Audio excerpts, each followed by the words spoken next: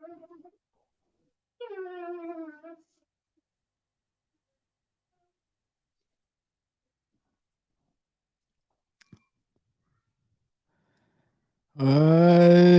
up, football fans? Guess what? Tonight is the night. We had a taste of it last week, but the football season is back tonight. We have a full slate of games. Dallas Swing spoke on the Duke Blue Devils, Tyler Brown, National Title Talk, and Timothy Roy. That and so much more on tonight's episode of the All Clemson Tigers Radio Show.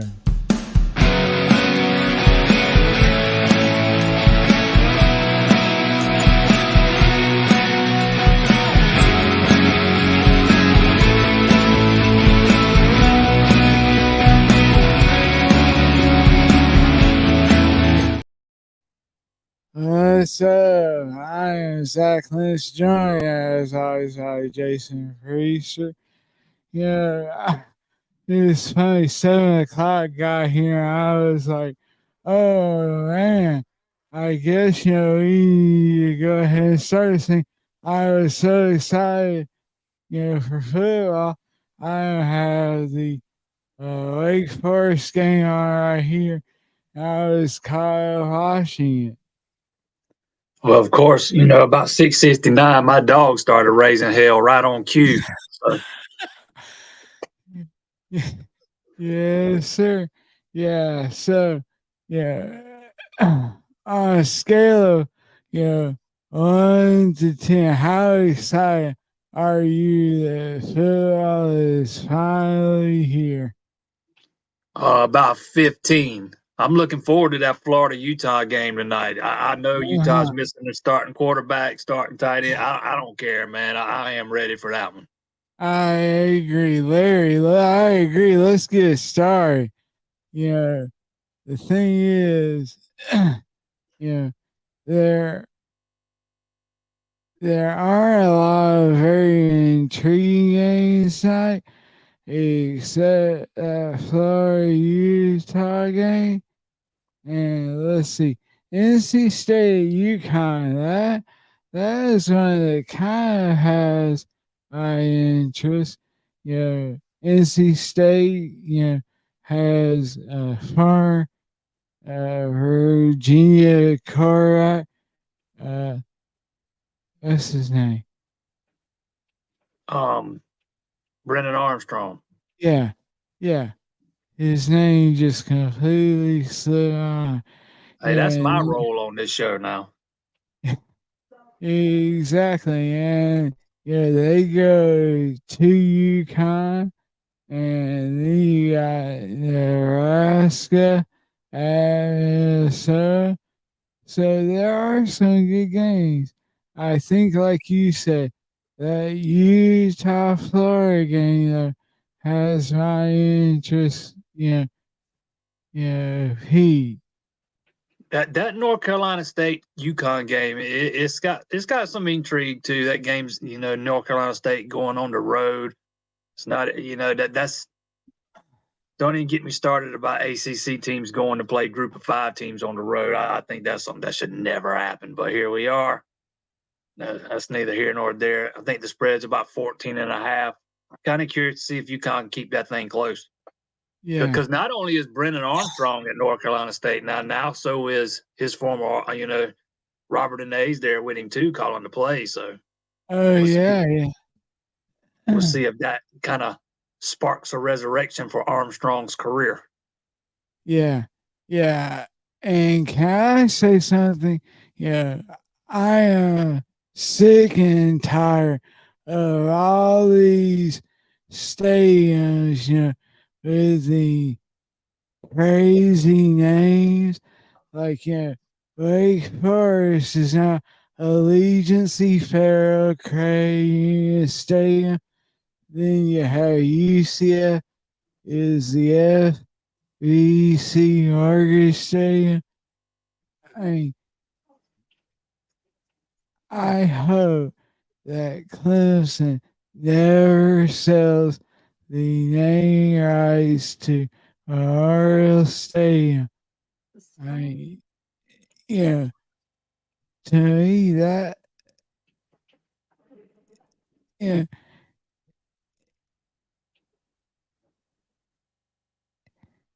it, it's a joke.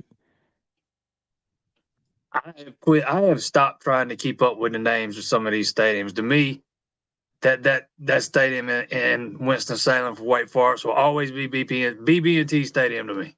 That's what it was Yeah, for a long time. That's what I'm always remembered as. They changed so much now. It's hard to keep up with them. It's a, it is kind of sad. yeah, they change more than my kids change their underwear. And honestly, that's not a lot.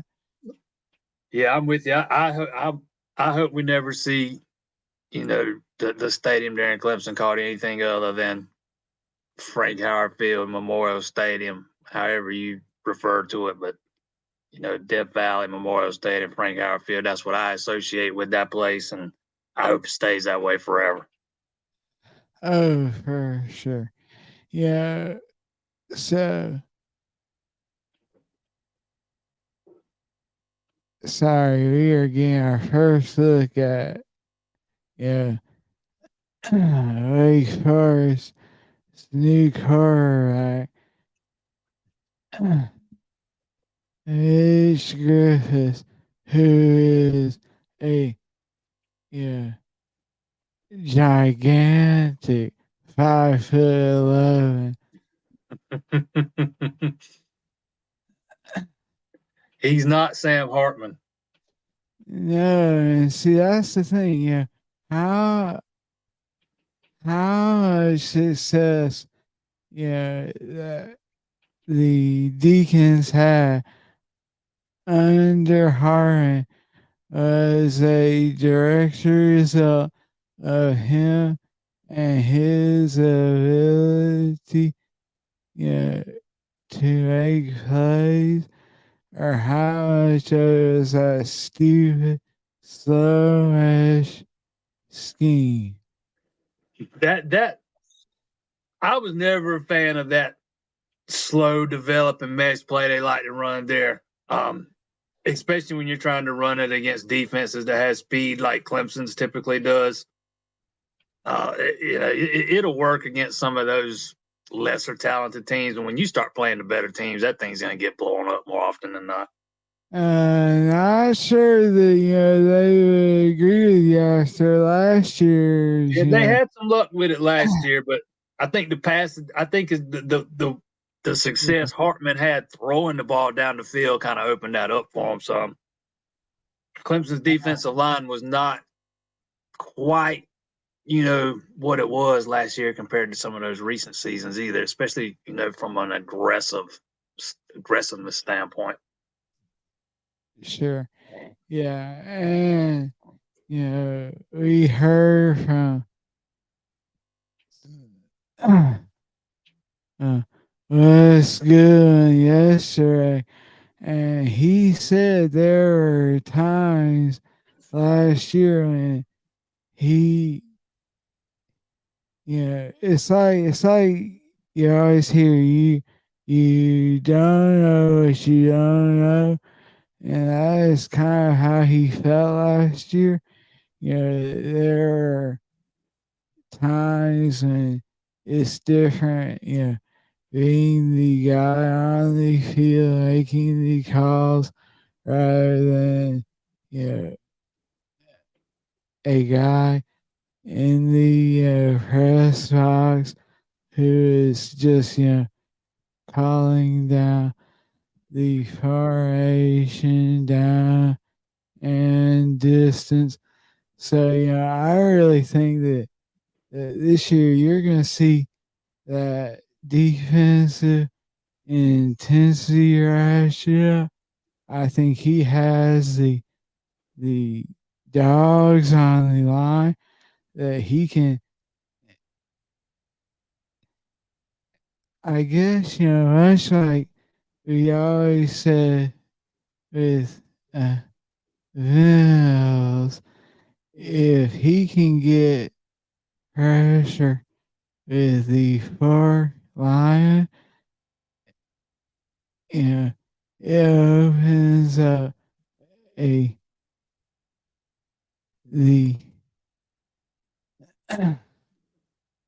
the entire playbook, for releases and pressure. So I think you're going to see us have that ability this year to open up the you know,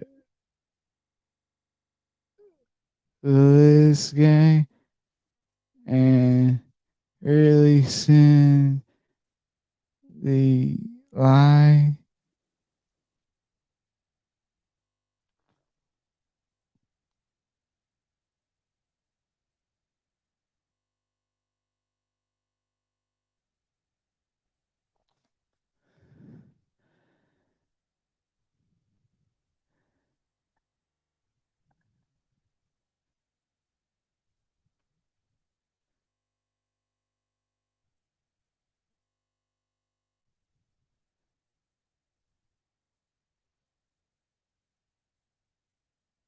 All right, you guys. There it is. All right, sorry, had a little technical difficulty, but like I was saying, I think that this year, if us can get the pressure with those Lions, you're going to see a more aggressive defense, a more blitz heavy uh, defense, and really just the defense of all. Loved everything we heard from Wes Goodwin yesterday. I thought he came out swinging.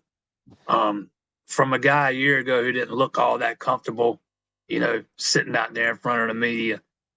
It sounds like he's kind of heard some of this talk about or being compared to Brent Venables, and he made it clear, man, he is who he is. He's going to remain who he is. He's going to coach his style, and that's the way it is. Um, he sounds like a different guy compared to last year. He looks far more comfortable in that role.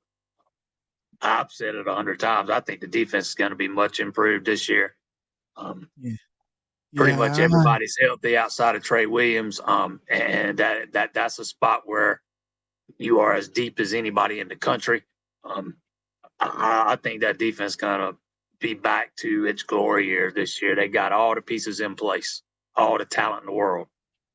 yeah, yeah. I think he looked more comfortable. You know, uh, let, let me say this. Wes Goodwin is never going to be a guy that is, super comfortable in front of the media. You know, however, he did. He came out, and said, "Look, you know, I I am myself.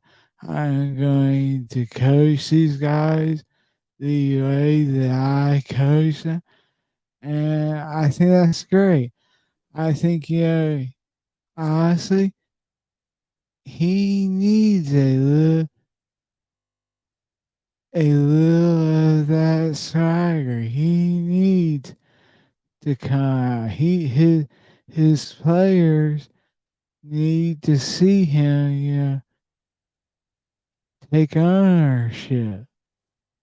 Yeah, And I love everything we saw from him yesterday, man. I thought he came out on fire. I mean, again, like you said, he's never going to be the guy that's 100% comfortable in front of the cameras or talking to the media and that kind of stuff. That's not his thing, man. He's not that guy, and that's okay. He doesn't have to be. He doesn't need to be. Um, Yeah, as long as his guys, believe in him, and they believe that he is, going to have them in the best position to make a play. That is all that matters. I 100% agree with that. I don't think he has to be Brent Venables. I don't think he's got to be that fiery guy. Every coach is different. They all have their own personality. Not every defensive coordinator is fiery or in your face type of dude like Brent Venables is. There's plenty of them out there that are plenty laid back and don't need a get back coach that have tremendous amounts of success as college football defensive coordinators. And Sure. I think Wes just needs to be who Wes is. Yeah, I mean, just look at the Tigers of Hunter this week. Ike Elko. He is, as even keel a guy as you could want. Even at Texas A&M, he wasn't a very fiery guy. However, he he he got his players in the right positions. And look, talk is cheap. You can yell and scream and get all over guys, and they don't perform. I think right to Reggie Herring. If you want to go way back, I'll never forget, Tommy Allen saying that he had to actually, have Reggie, taken out of his headset because he was constantly cussing and screaming and yelling and stuff. Yeah. So, the on the field actions, I think, it can fire up a defense. Honestly, I think this defense has a leadership on it. They don't need, us to be a rah guy. I Yeah, I think agree. I agree with that wholeheartedly. John Brown gets in says Dow is not taking Duke for granted. No, he is not. In fact, let's hear from the man himself.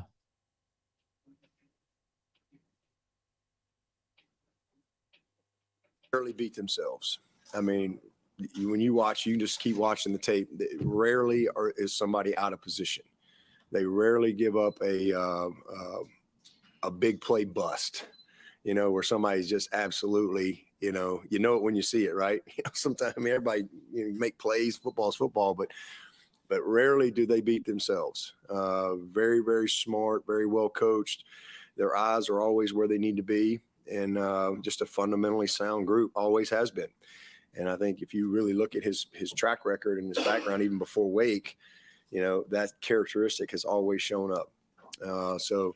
A new coordinator was with him at Wake and came over from A&M as well. But just a defense that plays hard, plays smart, and you have to finish against this group. You got to put drives together, and you have to finish, and then they take the ball away at an alarmingly high rate. They led the nation last year in fumble recoveries and second in turnover margin. So they did a good job of taking care of the ball on offense, and they did an amazing job of creating turnovers. So again, I think a lot of that is coached. They do a really, really good job, and they buy into it. And again, they use their personnel in a very, very good way. And you get in some third and longs on these guys, you'll see some exotic type stuff. So well coached group.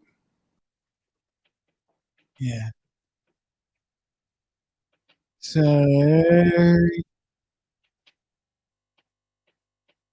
every time I hear Doge and exotic looks and stuff, I always think, is he anticipating like Elka come out like in a string bikini or something to throw off his team?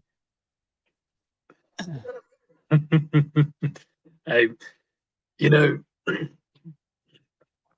Duke with so much experience returning on that defense, they kind of got to be sitting there, maybe even licking their chops, knowing Clemson's bringing in basically a new quarterback, new offensive coordinator. They might be feeling real good. You go back to listen to some of those guys back what they were talking about in Charlotte at the ACC kickoff. That is a confident bunch. You won't find a guy more confident than Riley Leonard, but it wasn't just him. It was all three of those guys. This is a game I think they've had circled since the schedule came out. They knew it was going to be the season opener. This is a unique opportunity for this Duke program under Elko. This could be a program defining opportunity for them Monday night. I expect them to come out with their hair on fire and leave it all out on the field. Yeah,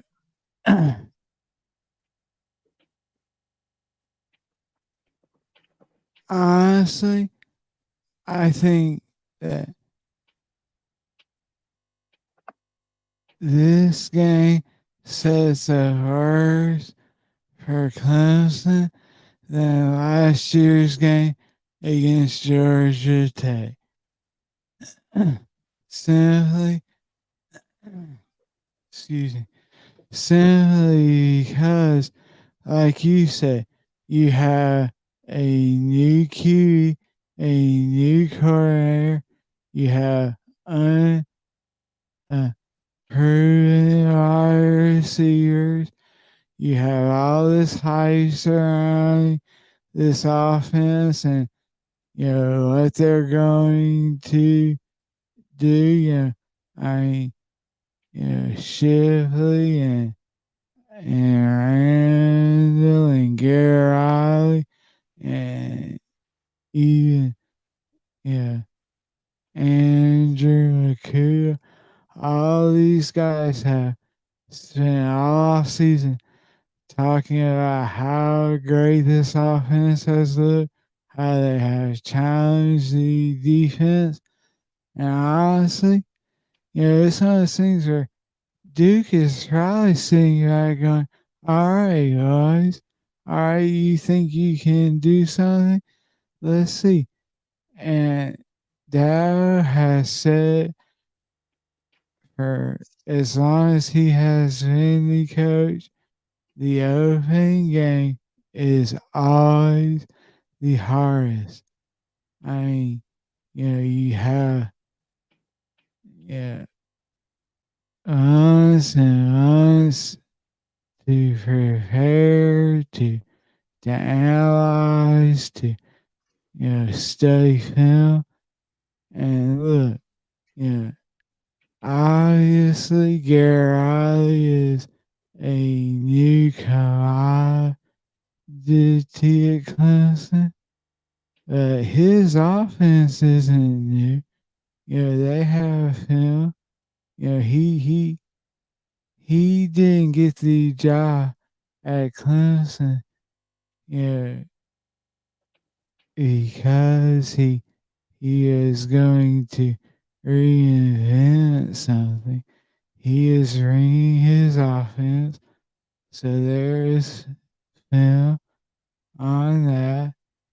So I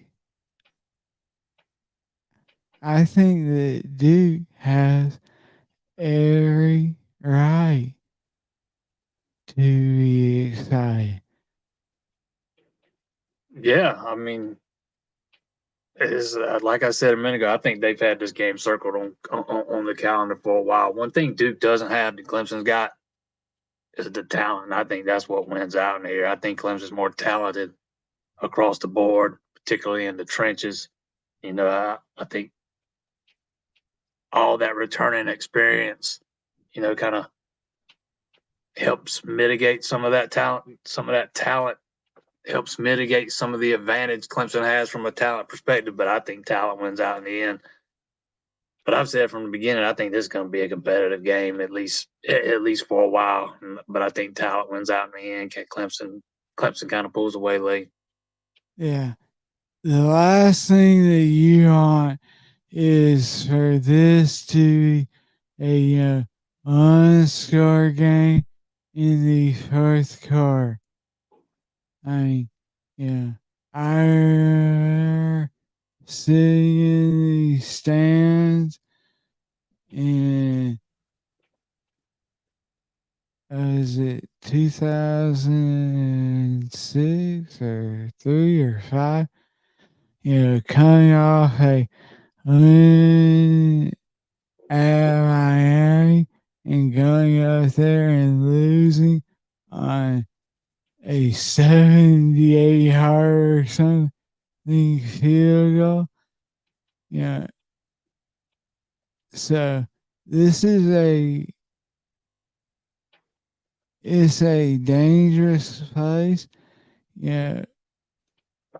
The facilities are nothing like what Clemson's used to. I think they actually have a visitors area now. It used to be they had the end zone, and it was like a high school stadium where the buses parked on the other side of the end zone, and that is where Clemson went. So I think that was in 2003 when Clemson went up there and lost after beating Miami. I think they lost 16-13 and missed a bunch of field goals that day. Because I remember my wife's best friend got married that day. We had drove down to Savannah for the wedding, and I got in trouble because right as soon as the wedding was over, I skipped the reception, headed straight to the car, and listened to that whole thing on the radio almost. So I was in the doghouse all the way home all night long. But yeah, I remember that game distinctly.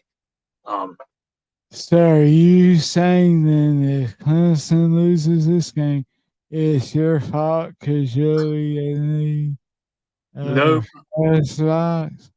Nope. I'm not saying that at all. Although the last 2 times I have been in the press box, 2 L's. Yes, sir. Yeah, that. Let's see, the Orange Bowl and South Carolina. oh yeah, yeah. I was on the ground for the ACC championship, so Ah. So, yeah. Should need to, wait a minute, wait. The last 3, Notre Dame. Oh, that's right.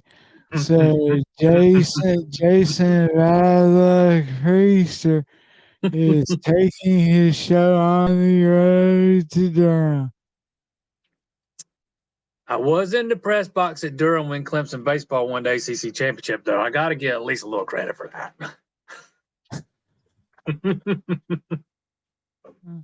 Yeah. That honestly, I think that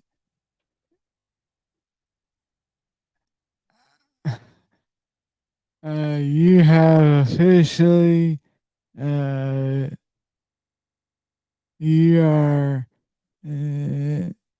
like the Sioux Nazi. Yeah. No more for you. I'm not taking the blame for those L's. Uh-huh. strictly coincidence. Yeah. Yeah. I was in the box in Atlanta. I was in the box in Boston. All that good. Hey, strictly coincidence. I'm not taking responsibility for. I'll take responsibility for a lot of things, but I'm not taking responsibility for that. Dusty Golgison says he understands respect the opponent and respect the game. He is looking for a complete and total domination. I think that is exactly what the players they said. And in fact, that's what Dallas said. He was asked, if if sorry, uh, you know, what will success look like for him? He said, to come out and not turn the ball over, not do these stupid things that cause you to lose to Clemson, as he likes to say, and just to, uh, yeah, be dominant. And I honestly, yeah, I think, we are trying to, build this game up a little more than probably we should. Duke is Duke. They are improved. However, I think it's going to take Clemson doing some, crazy things, turning the ball over, uh, blowing science, and some really crazy stuff for Duke to win.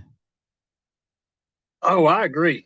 I mean, I think Clemson's going to win the football game. I'm not expecting a totally dominating effort. Nobody dominated Duke last year, even in their 5 losses. I think their worst loss was by 9 points. The rest came by 3 or 4 points or less, if I'm not mistaken.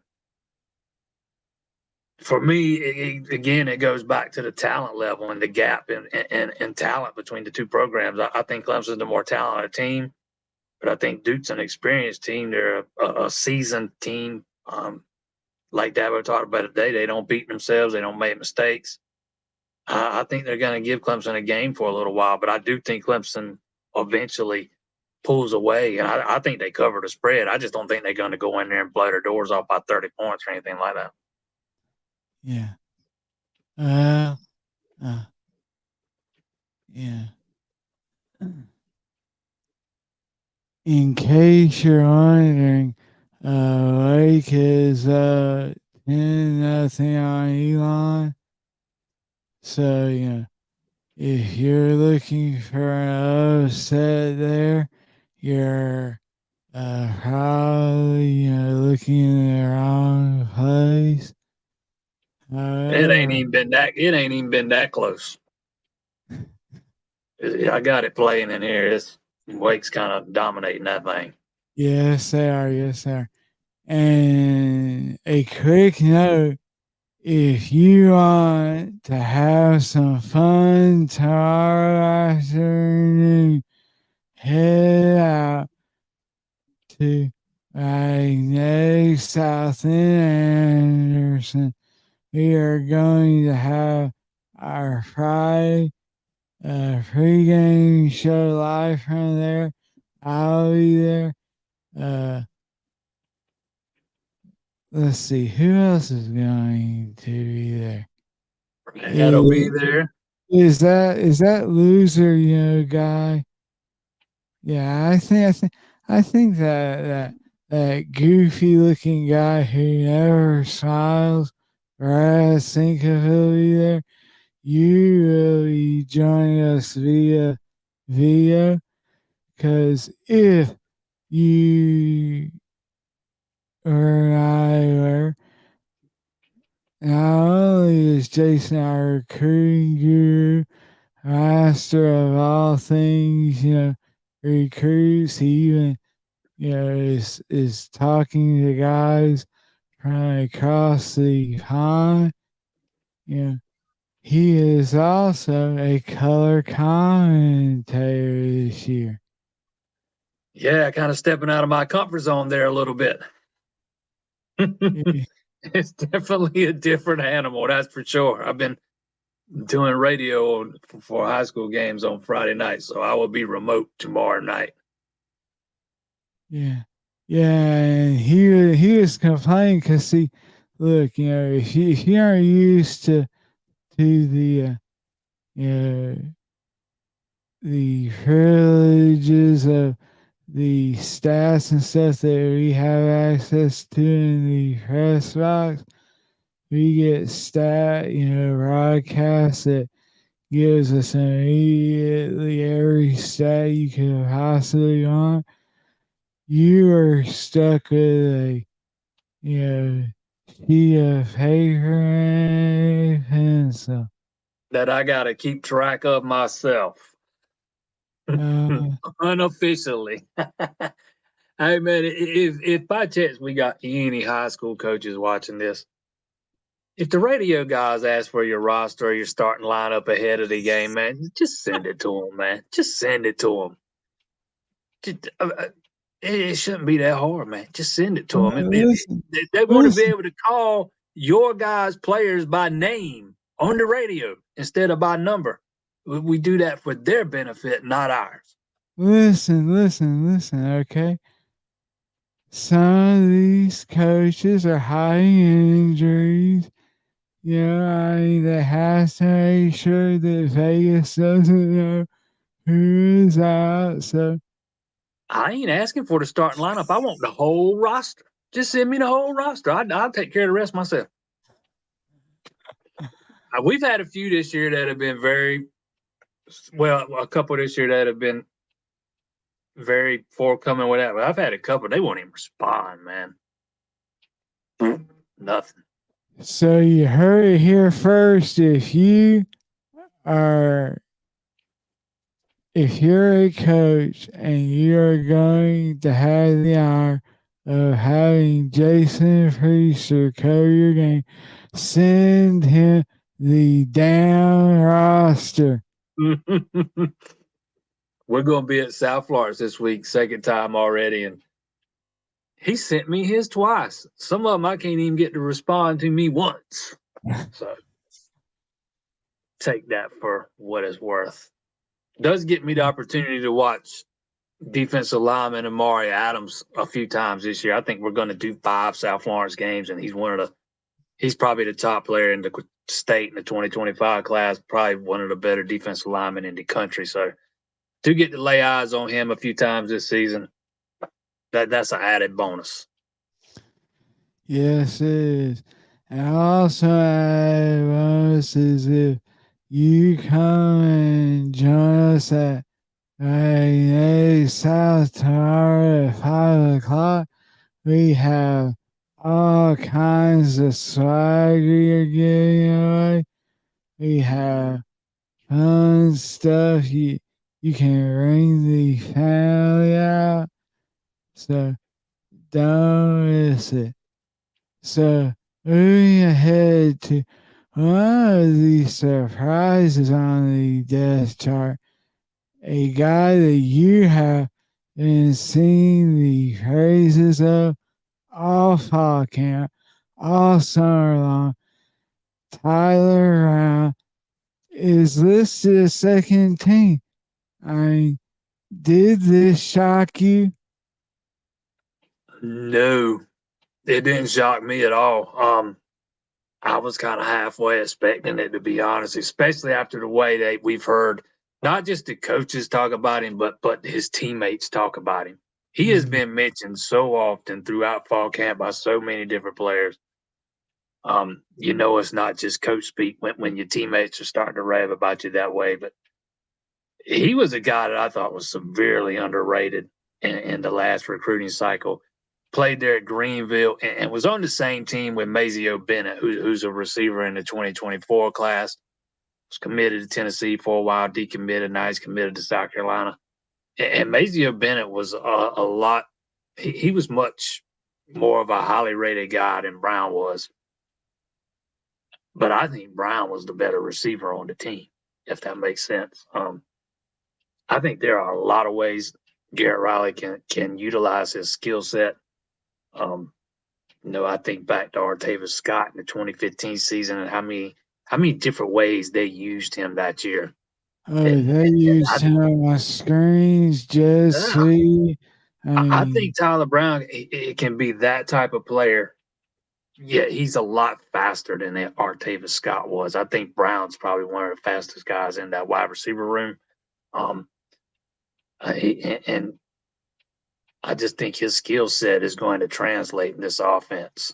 Put the ball in your playmakers' hands and let them go do work. And I think he's one of those guys. Yeah.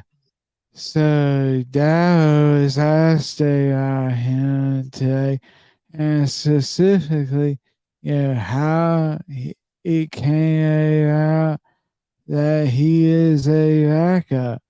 So let's hear from him. You got to go play, but what we've seen in practice, I mean, you still got to have some. You still got to. You're going against some dudes in practice here too. So it's not like he's going against chopped liver every day, and he's had a fearless approach to it, all camp, and he never really hit the wall. He just which was unusual for a freshman as well. I mean, he's got a lot of joy to him. He's got a great spirit, and he's just got a little air of confidence, and he's got an unbelievable competitive fire to him. But definitely a fearless football player. What are you most proud of your group coming out of fall camp? Is there anything that surprised you or is making you extra excited about this group with their own unique identity that they've created? Just how they showed up every day. I mean, honestly, I think we had one bad day, out of the whole, camp. I think we had one day where I didn't feel like, it is what it needed to be. And where it had to be kind of coach led, and I'm happy to do that if I need to, but in some teams you have to do that more than others. And that's just part of it. That's part of coaching, is kind of figuring out, what you got to do to get this team to where they need to be. But these guys showed up every day, and they had a great, spirit to them. They had a great focus every day. And, it was a very competitive camp, and I didn't see, I thought they had a lot of fun.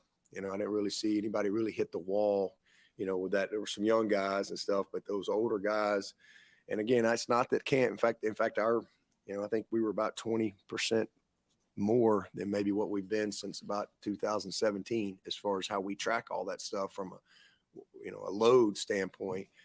But these guys really, man, they showed up every day and battled.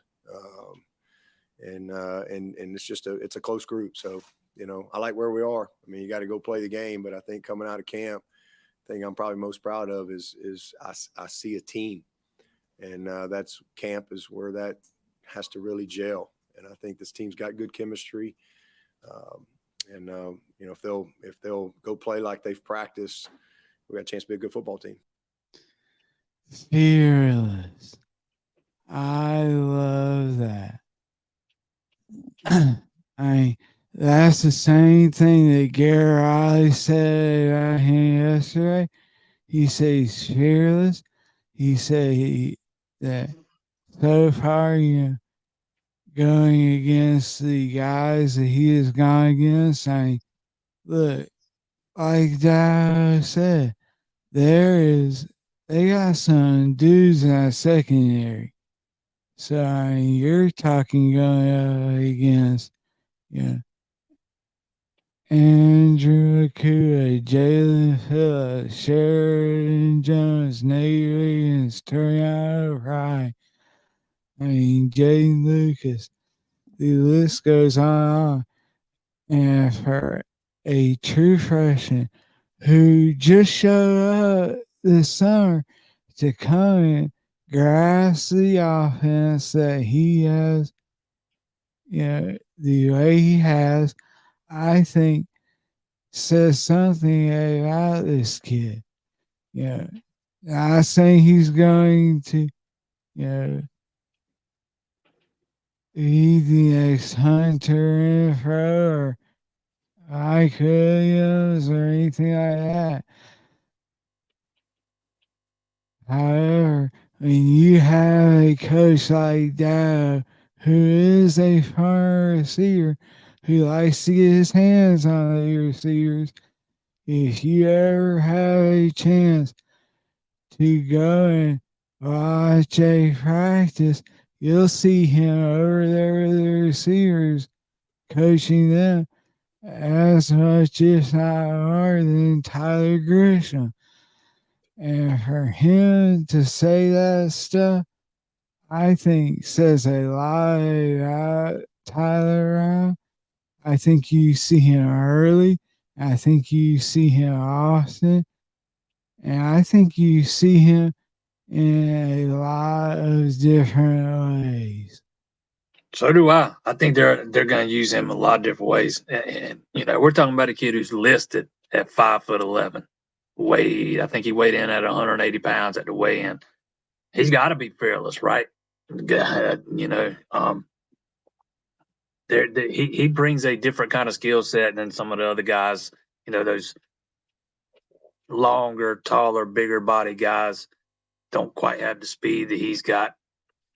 I just see a lot of different ways they can use him, trying to get him the ball out in space. He's a threat to take it to the house every time he touches the ball. I could see him being, the return guy before the season's over.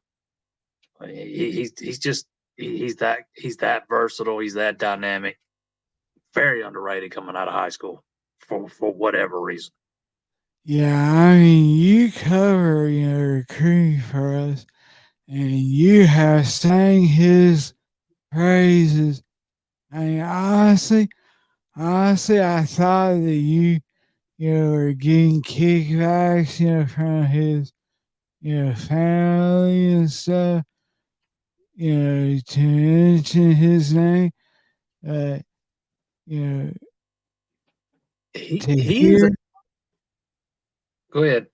I was just gonna say, to hear his name mentioned the way that he has it, and honestly, not hear Noah Johnson's name as much, that is a little shocking.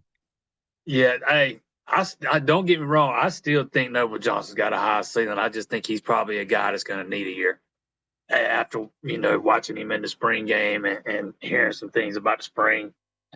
But ever since the first time I really sat down and watched Tyler Brown's film, I just couldn't believe he was not more sought after than he was.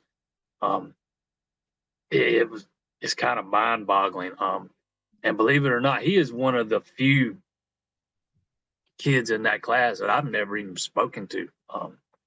So I was just that impressed with what of the film that I saw of him, man. I think he brings a lot of talent to this offense, especially this new offense, and with there being more of a focus on getting your playmakers out in space and letting them, giving them the freedom to go make plays. Yeah, I kind of agree with me here. I think it was a little reverse NIL heading your way. Like I said, I'm telling you, he's one I've never spoken to, so no bias or anything, man. Every now and then I catch myself maybe having a little bias for a guy I get a closer relationship with, and I try to not do that, but I'm human, man. I mean, it is what it is. But I never had a conversation with Tyler Brown. I think I had one with Noble Johnson right after he worked out at Dabo Swinney's camp summer before last. So it's hard, especially the guys you talk to a lot. It's hard not to like some of them. Oh, sure. yeah. Can I say something I found a little bit surprising today? There has been a lot of talk and discussion about, will we see Shipley and Rafa on the field at the same time? That today sounded like, that really wasn't in the cards so much. Because he said, look, if you have, you know, two running backs, that means you have to take a receiver off the field.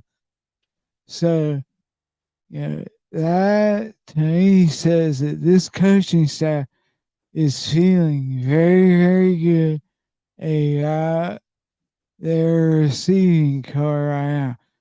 Now, the key is, can they stay healthy? We have yet. I honestly don't think since the 2020 season has Clemson had a healthy receiving core.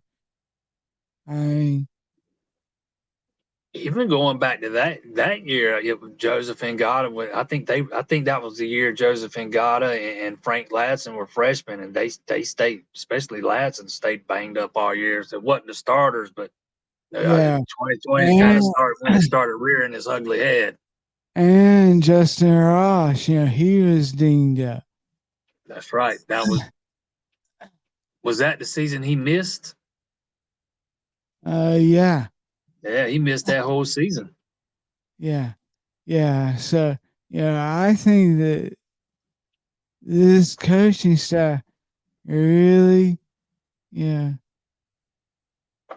they for the first time in a very long time, I think they have the the those frisbee catching dogs like they used to have, and Mike Williams, T. Higgins, our Taylor Scott, Hunter Renfro, Jordan Leggett. I mean, you just throw those guys out there, Sharon Peak. I mean, so I think that if this receiving group can stay healthy, honestly, I think it could be one of the strongest yet. Yeah, I'm not expecting to see a whole lot of two back sets because it's exactly like you said. You start rolling Shipley and Moff out there at the same time in the backfield. You got to take Brenny's tool or one of those other receivers off the field. Maybe from time to time you see Moff in the backfield and who knows, maybe Shipley motion out wide or something. But I don't think it's something we're going to see a heavy dose of. You want your playmakers on the field. It's going to be interesting to see how they divvy up the carries between those two guys. Absolutely, but as far as those receivers, I'm with you. They got to stay healthy. That is first and foremost. Bo Collins needs a healthy year. Adam Randall needs a healthy year because those guys behind them, I think they're gonna, have impacts on the offense. Cole Turner, um, Tyler Brown, who we just talked about. I think they're gonna have a lot of opportunity. I'm not sure they're ready to be starting wide receivers yet. I think that right now that they're best suited to be complementary pieces, and you need those guys in front of them to stay healthy. If you want to have the kind of success that you are envisioning for this year. Oh, especially, if you're running the type of offense or you are, constantly pushing tempo, you're going to have receivers who can go 2 and 3 deep because, you know, those guys, you want to keep them fresh. There is nothing, you know, there is nothing better than, having a defense gas and you're constantly rolling in new guys and they, don't lose a step. Especially if those guys you're rolling in, that there's not a much of a drop off in talent. And I think Clemson's got those kind of pieces right now. Again, they just got to keep them healthy, man. That's the biggest thing. Bo Collins is due for a break. He's had some bad luck with those shoulders, and same thing with Adam Randall. He's had a couple of knee issue with his hand or one of his fingers or something late last year too. So he's due a little bit of a break too. This Clemson team periods due a little bit of a break from a health standpoint. They have just been banged up for 2 years in a row. They have been so fortunate throughout those playoff years, and it kind of just caught up with them the past 2 years. We'll see if the ball starts to bounce the other way this season. I agree. Dad wasn't real happy with you, the other night, talking about his, little clip of him uh, talking about national championship. And so today he actually addressed that. He addressed, kind of, he gave us a little glimpse behind closed doors of, the message that he sends to the team. So I want you to listen to this clip. Then I want your thoughts on the message that he is saying now and the message that we have heard the last, say, 10 years. He's direct and transparent and brutally honest with every team. I just don't let a lot of clips of me in the team meeting room get out. So I'm very transparent with our team, but it all goes back to our goals. If we hit all those goals, we'll win the national championship.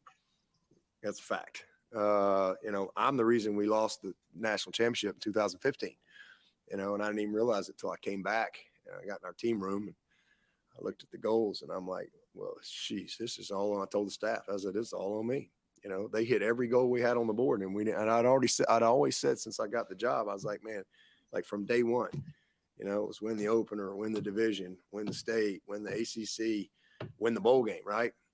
And I always said, you know what, that's all we need to worry about. Let's quit worrying about winning a national championship and all this type of stuff. Well, you might have a great year, maybe you don't win the national championship. I mean, you just a different mindset. And I always said, if we hit all those, we'll win it all. Well, we did. We hit every one of those goals. And so I came back the next year, that spring, and I apologized to the team. I said, that's on me. Every day you walk in here and you got these goals, and and we did all these. And so I changed it. I changed one word. Instead of win the bowl game, it was win the closer. Well, guess what? In 16, we hit every one of those, and we won the national championship. And here we are in 23. Now we don't have a division anymore, so we win 10 plus games. I think that's a huge. If you can win 10 plus games, you're going to be in the hunt as football is changing, with expansion and all that stuff. So that's what we put. But the rest of the goals are the same. And if we hit all those goals, we'll win it all. But so nothing has changed. There's nothing. It was just a comment of, kind of challenging some of these older. That's why they came back. I mean, these guys all got degrees. A few of them got master's degrees, but they want an opportunity. But if that's what you want to do, that's great. And you're on the clock for that. And that class of 19, those guys, this is their last opportunity. So if you want to really go after something like that really got no guarantees attached to it, you better lock in and have a great day today, because everything's going to matter on that day. And you only get so many opportunities to play. And if everything's perfect, we get 15 in our world. So, quit worrying about those 15 and let's just have a great one today.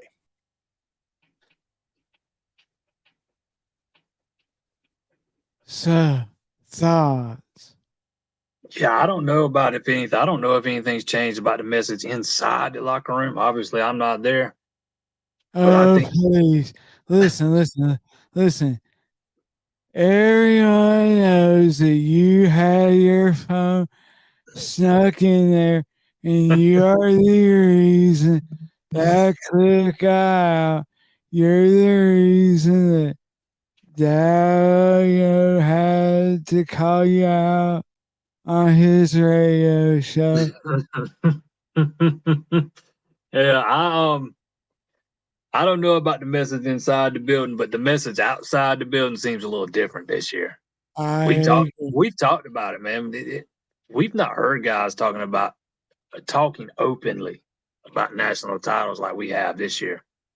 I've said it before. I say it again. It's kind of refreshing. I don't think it's that big a deal that they don't talk about it, but I do kind of like to hear it sometimes. I tell people all the time, I don't think it's that big of a deal that one of Clemson's goals isn't to win a national title, because I kind of agree with what he said. If you check off every one of those 5 goals there, you've probably won it all. It's not guaranteed, but you probably have. So to me, it's not that big a deal that winning the national title is not a stated goal, but it is refreshing to hear some of those guys talk about it openly this year. I agree. And I still love the African wild dog. I still love hearing Dad say, "You guys are on the clock." I mean, yeah, to me, I understand that he doesn't like that stuff to get out. If you are a fan and you had even the slightest doubt about your coach's commitment and your staff's goals and this team's belief, I I think that blew it out of the water. Yeah, that should quell any doubts you have about where Dabo Sweeney is in regards of how bad he wants to win. There ain't nobody more competitive than that guy. He wants to win. Make no mistake. I have never understood people questioning, his want to or his drive or anything like that, because there is not any. Hell, I mean, his job is tied to it. That's the thing I never understand. Fans like to think that coaches go there and do, dumb stuff just to, piss them off. That is these guys' jobs. Their job is to win. It doesn't matter if you're a high school coach, if you're a college coach, if you're an NFL coach, your job is to win. And they understand it. They know the expectations. And I absolutely love, love the fact that he has come out and the players have come out and said, look, just going to a New Year's Six ball isn't enough. Just playing in the playoff isn't enough. You know, they want to win a title. RJ Mickens said, he is looking forward to playing in Houston and having his family there, having to find tickets for all his family. So, I think, they are not only, believing it, I think they are trying to speak it into existence. Hey, there's a bunch of there's a handful of those guys from Texas that would probably love to be playing in Houston at the end of this season. Klubnik's one of them. Ian Reed, who was a freshman. Makuba's from Texas. I mean, the list goes on. There is several of those guys on that roster from Texas. I'm sure they are absolutely eyeing that game in Texas at the end of the season and want to be on that field that night. Oh yeah, and selfishly, I don't think you and I would mind having to cover that game. No, I can't say that I would. I Alright. think I could get on board with that. Yes, sir. You know what else you can get on board with? You can get on board with our live show tomorrow night from South and Anderson. Come join us, as we, give you all the breakdowns and, you know, talk of the Tigers and the Blue Devils. Come out, join us, and we'll have a. I just got sorry. I was doing the promo, and I saw it. so our little internal listening system. Apparently, ESPN's got black screen on the very first play of the game Yeah, of the season. yeah. Oh, Yeah, right. I think have said ESPN goes to a live screen on the first game of the year. What the hell? So I guess ESPN has some kinks to work out. We will live tomorrow night at 5 o'clock. Magnetic South, come and join us. Also, don't miss the Sunday reset. I think that is going to be Tuesday this week. And are you going to have a show? you know what? I don't know yet. I got to think about how we're going to do that and see what Brad's going to do with Sunday reset. If I do it, it'll be on Tuesday night. All right, sounds great. As always, check us out on Facebook, Instagram, Twitter, X, or whatever the hell it's called. Also, check out ClemsonTires.com for all the latest. Thank you so much for joining us tonight. We will be back tomorrow night as we preview the first game of the season. For Jason, I am Zach. Y'all have a great night.